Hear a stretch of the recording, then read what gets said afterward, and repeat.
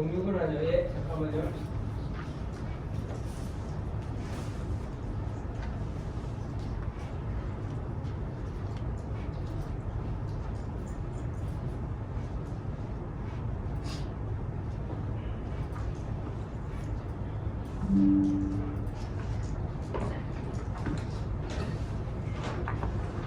예, 됐습니다.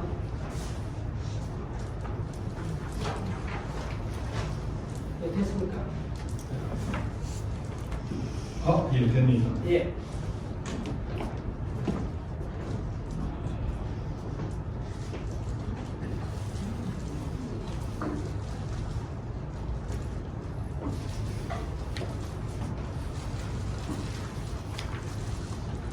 보이시나요? 예, 잘 보입니다.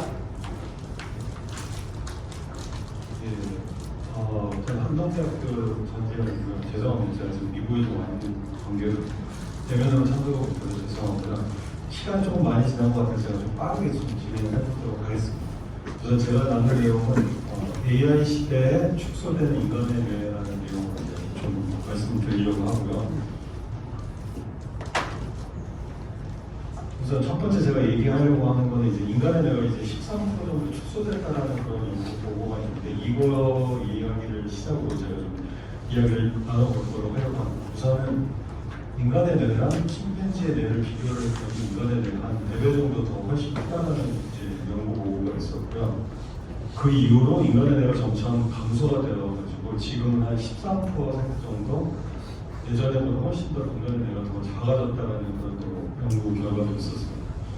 그래서 이거를 가지고 이제 뇌 연구 관련된 내용들이 꽤 많이 있었는데 우선은 어떤 인간의 뇌 중에서 여러 부분이 있는데 그 부분 중에 어떤 부분의 크기가 변화했는지를 연구하시는 분들도 있고 또 뇌 크기와 진후가의 연관성을 이제 연구하시는 분들도 있고 그리고 그거와 관련돼서 사실 그 뇌 안에 굉장히 많은 신경세포들이 있는데 그 신경세포들 간의 연결의 밀도가 변화가 있는 건지 또 신체 크기랑 또 상대적인 뇌 크기에 따라서 또 어떤 다른 변화들이 있는 건지 이런 것들을 이제 연구하시는 분들이 굉장히 많이 있어 왔는데 우선 저는 이걸 좀 인공지능이랑 좀 연결을 하려고 합니다. 그래서 인간의 뇌 사이즈와 인공지능의 관계에 대해서 좀 말씀을 드리려고 하고 그 다음에 요즘에 지금 가장 많이 말이 많은 것 중에 하나가 이제 챗GPT인데 챗GPT가 도대체 왜 어떤 식으로 우수를 하길래 이제 굉장히 미디어에서 저희 인간의 직업을 뺏는 얘기도 나오고 이런 것들이 많이 나오는데 이걸 좀 인간의 뇌의 크기가 좀 제가 연관을 지어서 좀 얘기를 한번 해보려고 합니다.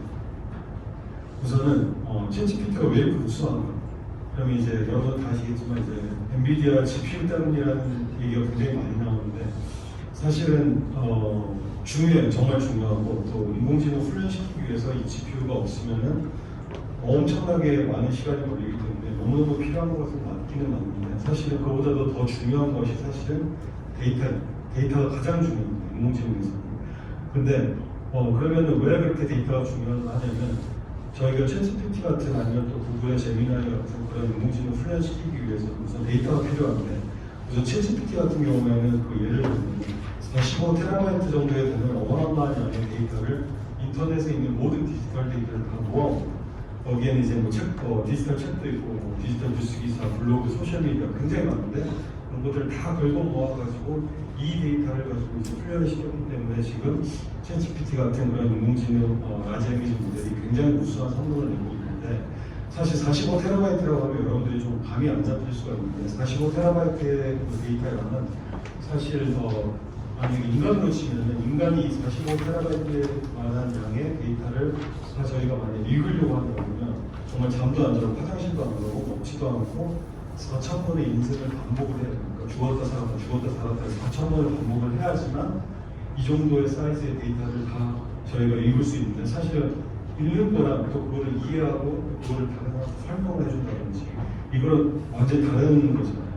단순히 그냥 읽기만 하는데도 저희가 인간의 인생을 4,000번을 반복해야 되는 그 정도의 양을 가지고 지금 훈련을 시켰기 때문에 챗GPT나 구글의 제미나이나 여타 라마 같은 것들이 엄청나게 지금 굉장한 성능을 보여줄 수밖에 없는 그런 이유 중에 하나입니다. 그래서 데이터가 굉장히 중요한데 우선은 이거를 그럼 도대체 그렇게 데이터를 모았다고 가정을 하고 이걸 도대체 어떻게 훈련을 시킬 것인가를 약간 이해를 하셔야 되는데 그 중에 이제 가장 여러 가지 방법들이 있는데 그 중에서 가장 많이 사용하는 방법이 이제 넥스트 토크 프로젝션이라는 건데 이제 간단하게 설명을 드리면 예를 들면 나는 옷을 한다면 땡땡땡 만약에 이 땡땡땡에 만약에 들어갈 단어가 무엇인지를 만약에 컴퓨터한테 맞추라고 하려고 하면 보통 저희 인간 같은 경우는 이걸 문법을 설명을 하잖아요.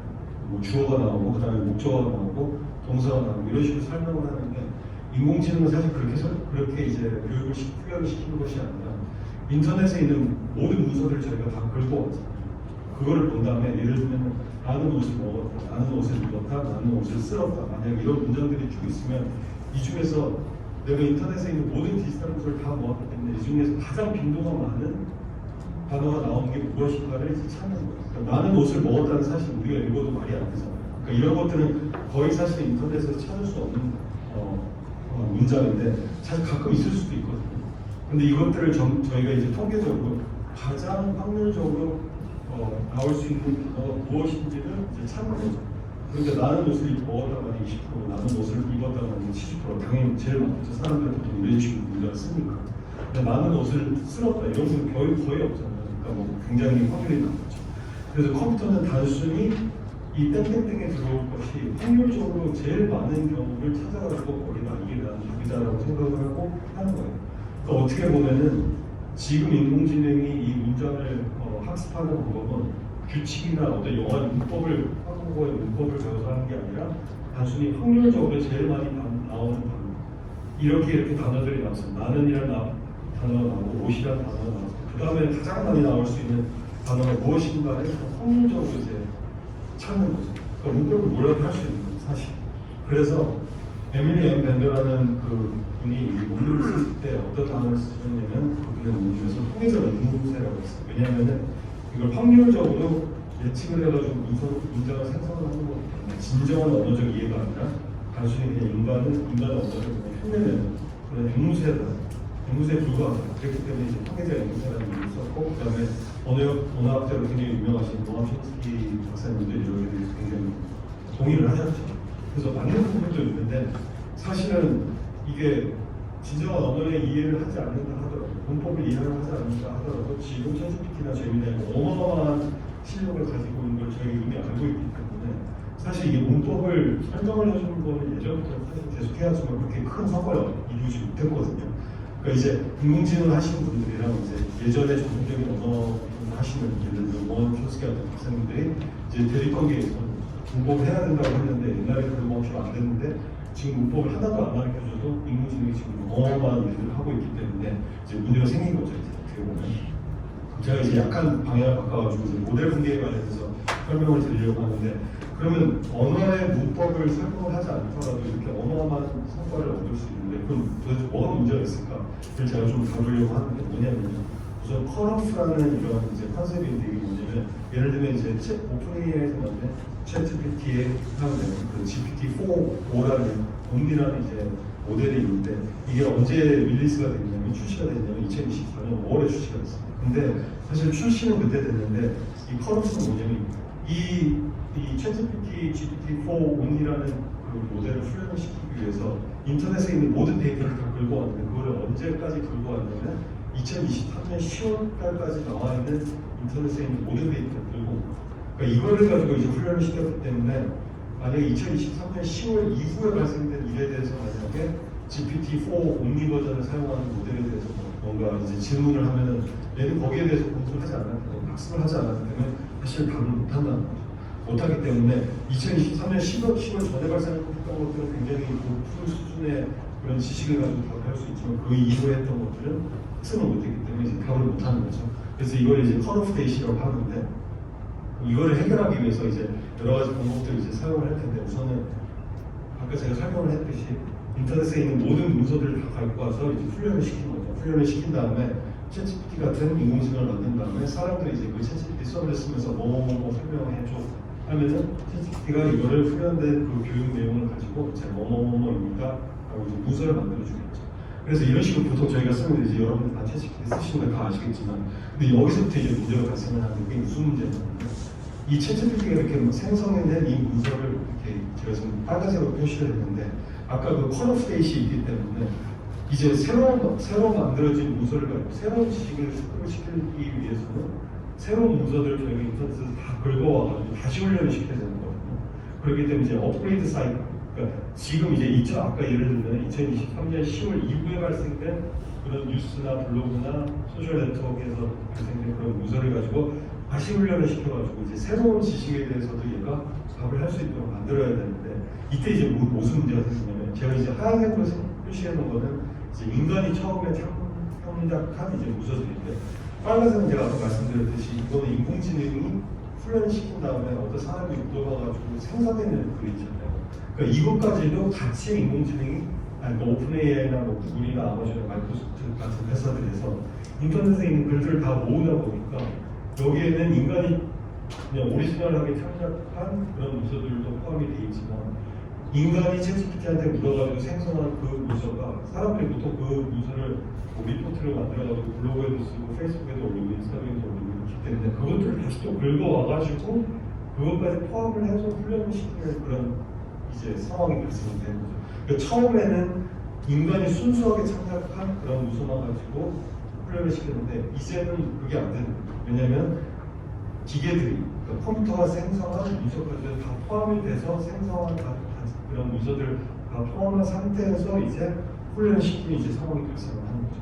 그러니까 이렇게 한 다음에 이제 만약 그렇게 해가지고 만약 버전 2라는 만약 챗GPT가 만들어진 다음에 이제 사람들이 그 서비스를 사용하기 위해서 또 땡땡땡땡 설명해 줘 하면은 내가 이제 학습한 내용을 가지고 문서를 만들어내거나 그림을 만들어내거나 음악을 만들어내거나 이제 영화를 만들어내겠죠.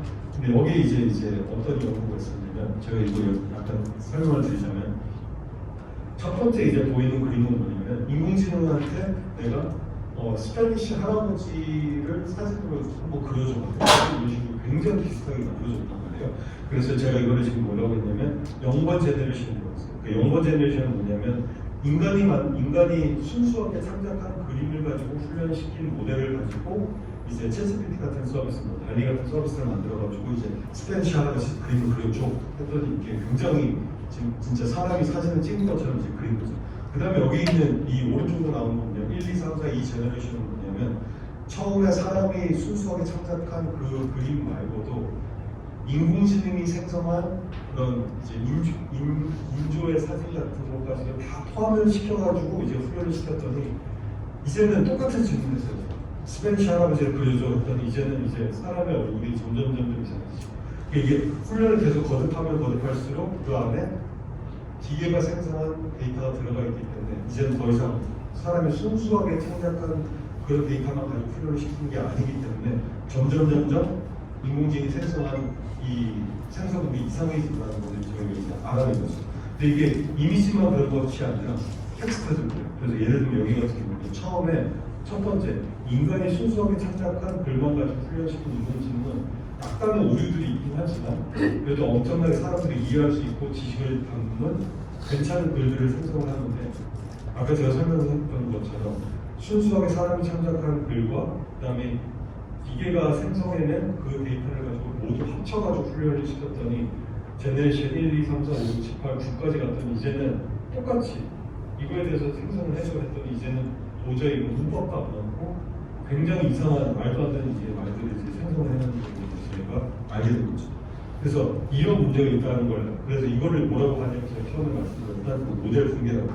그래서 모델이 이제 붕괴를 해버리는 거죠, 한마디로. 그래서 제가 말씀드리려고 하는 건 뭐냐면, 지금 인간의 데이터에 의존해서, 왜냐하면 인간이 만들어낸 창작 그림을 가지고 그거를 가지고 인간을 모방을 해서 AI가 생성을 했는데, 이제 인간이 그 생성된 데이터에 저희가 의존을 하죠. 챗GPT한테 문제를 물어보고 이거 보고서 만들어줘, 그림 만들어줘, 이런 식으로 인간이 더 이상 순수 창작 활동을 안 하고 AI에 의존을 하는데, 사실 그 AI도 생성 활동을 하기 위해서는 인간이 만들어낸 창조력의 데이터, 그 데이터가 필요한데, 지금도 이제는 그 완전히 순수하게 창조된 데이터가 아니라 기계가 만든 데이터까지 같이 훈련을 시키다 보니까 아까 제가 옆에서 보여드렸던 이 이상한 모델 붕괴 현상이 만들어집니다.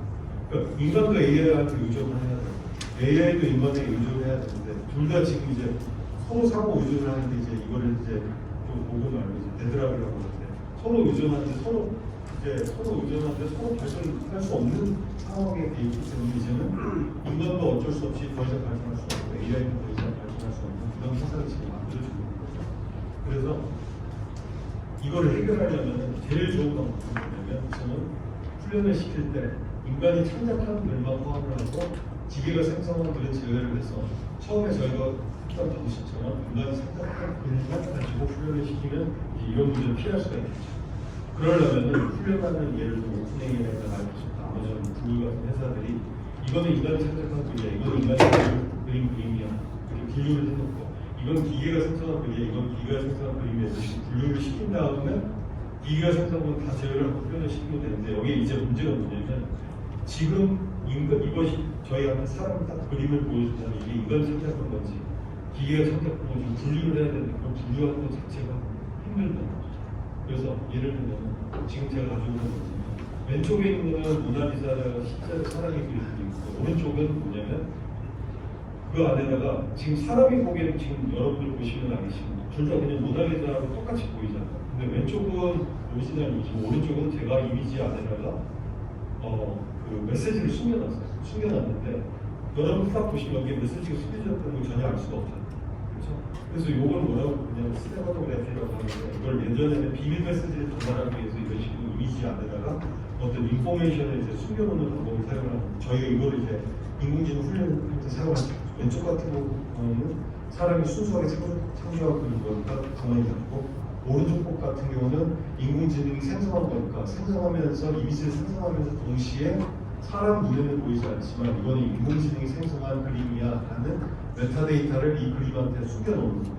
그러면 사람 눈에는 보이지 않기 때문에 이게 인공지능이 만든 건지 아닌지는 알 수 없겠지만 인공지능 회사는 그거를 그 숨겨진 인포메이션을 볼 수가 있기 때문에 아 이건 인공지능이 만든 그림이구나 해서 이걸 훈련시킬 때 제외를 하고 순수하게 사람이 만든 그림만 가지고 훈련을 시키는 게 아까 같이 모델 그리는 사람을 피할 수가 있죠.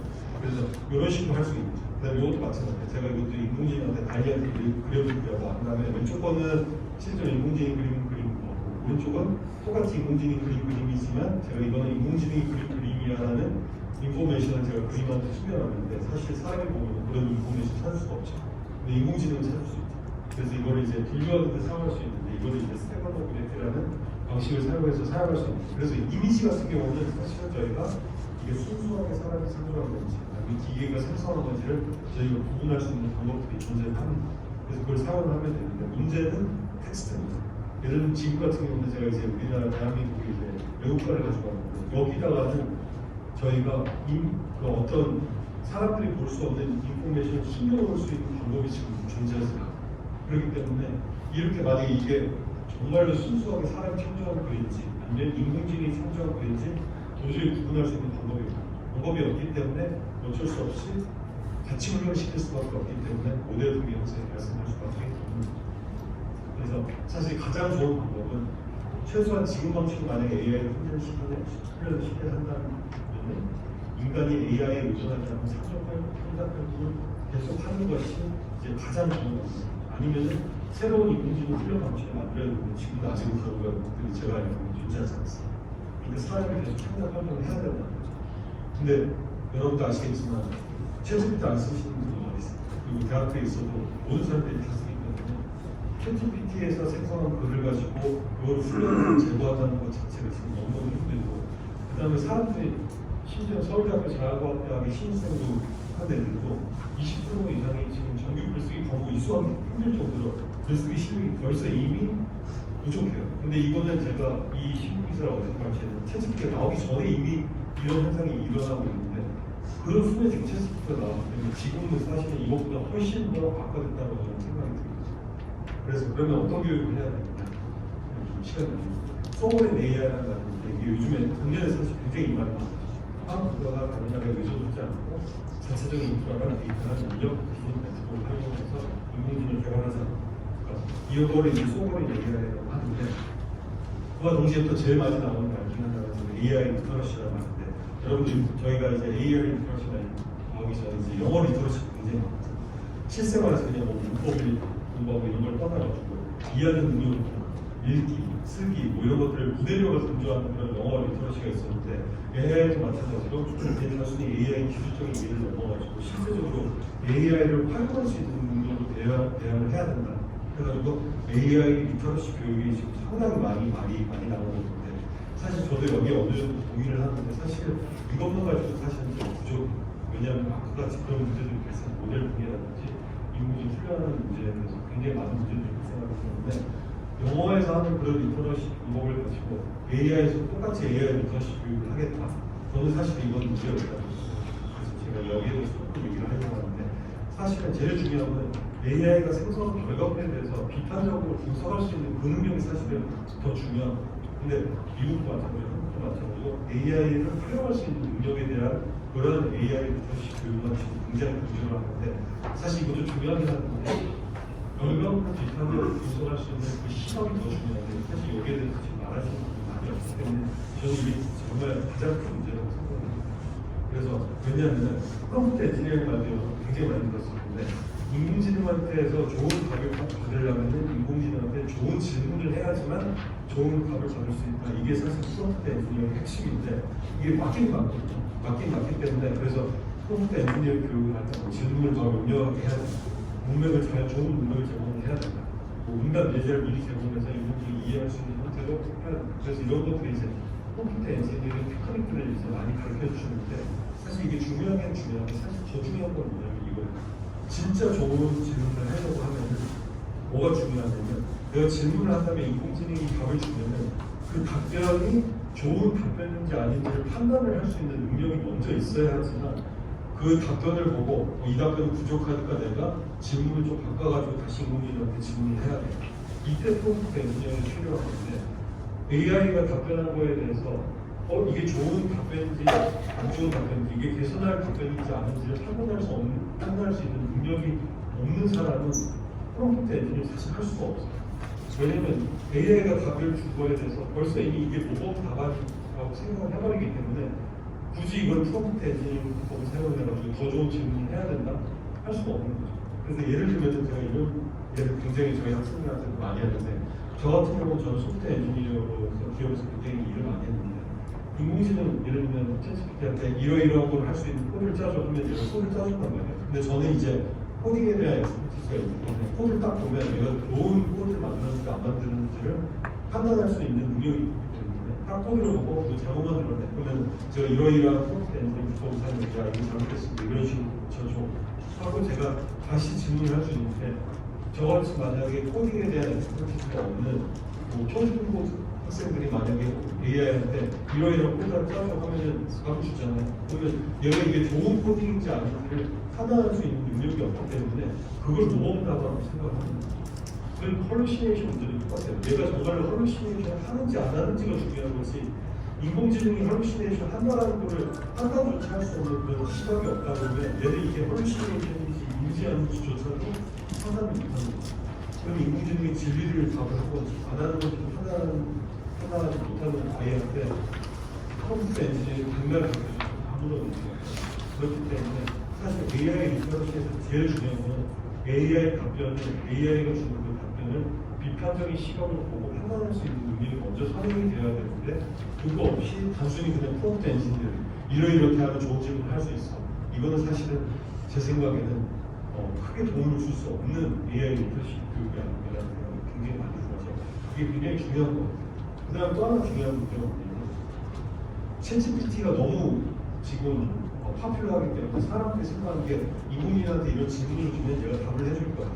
거의 그냥 Q&A 시스템으로 생각을 하는데 사실 인공지능은 Q&A 시스템을 할 수 있긴 하지만 사실 인공지능은 autonomous, 그러니까 자율적으로 우리가 어떤 이거 해줘라고 질문을 안 해도 얘가 할 수 있는 능력이 있고 자주적으로 그렇기 때문에 이 2001년 스페이스 오디시 이 소설 굉장히 유명한 오디세이 굉장히 유명한 소설인데 이 사실 소설책을 읽어보면 저희한테 굉장히 많은 깨달음을 주는데 사실 이것들을 잘 모르죠. 사실 한국 사람들이 이런 소설이 있는지도 잘 모르는데 여기에 큰 문제는 사실 제가 이제 짧게 얘기하면 나중에 이 화열 부천이라는 이 AI가 나중에 사람을 다 죽여요.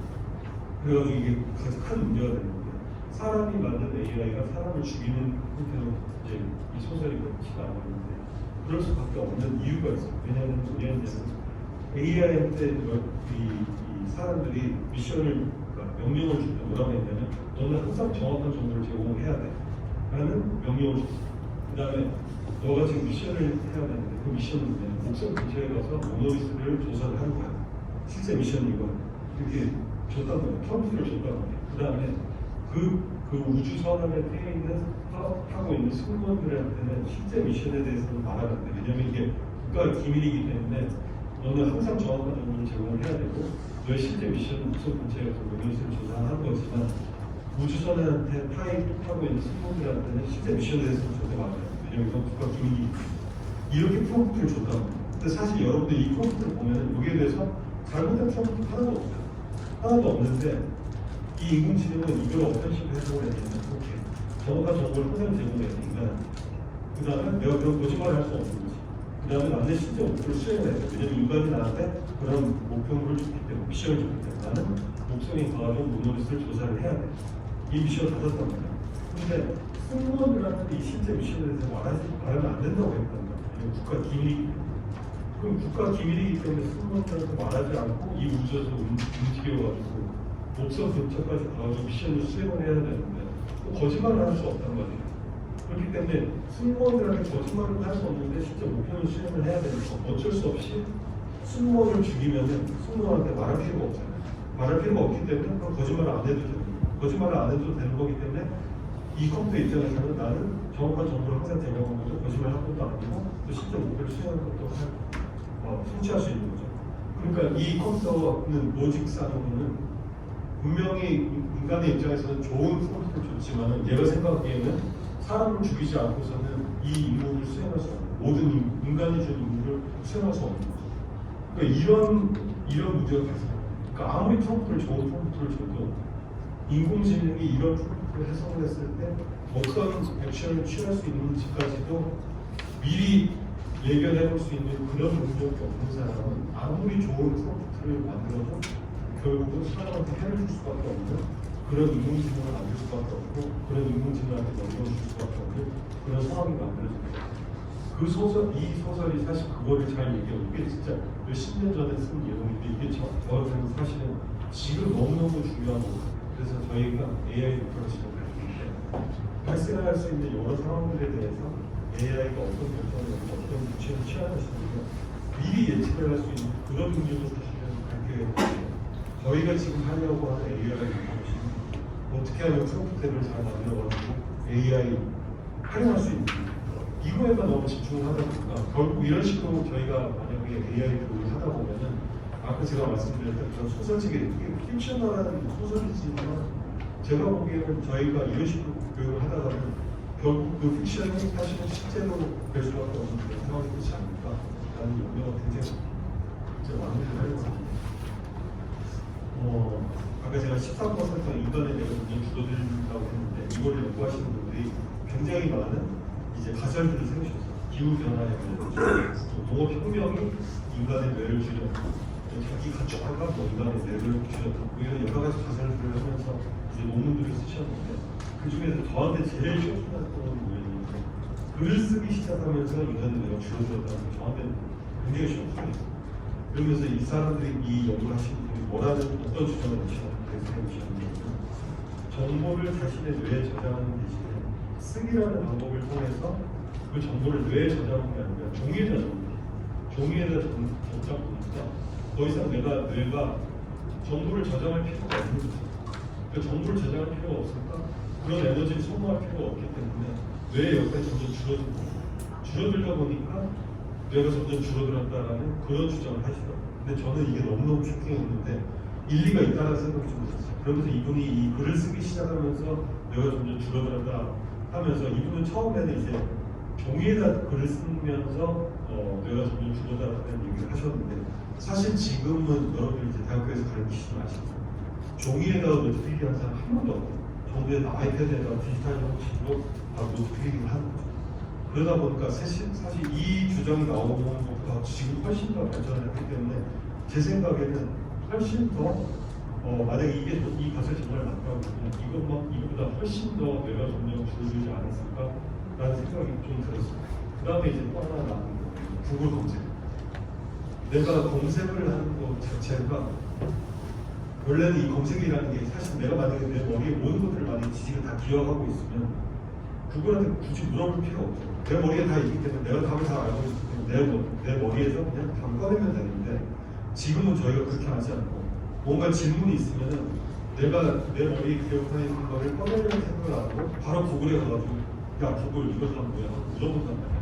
구글 검색을 계속 하면 할수록 얘는 더 이상 내 뇌에 있는 것을 꺼내는 그런 액션조차도 안 합니다.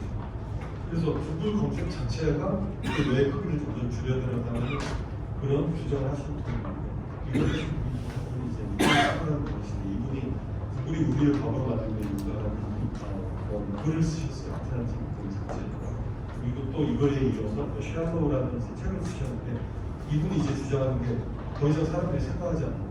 왜냐면 구글한테 물어보면 답을 받아주기 때문에 굳이 내가 생각을 해가지고 답을 찾아내려고 노력을 할 필요가 없다.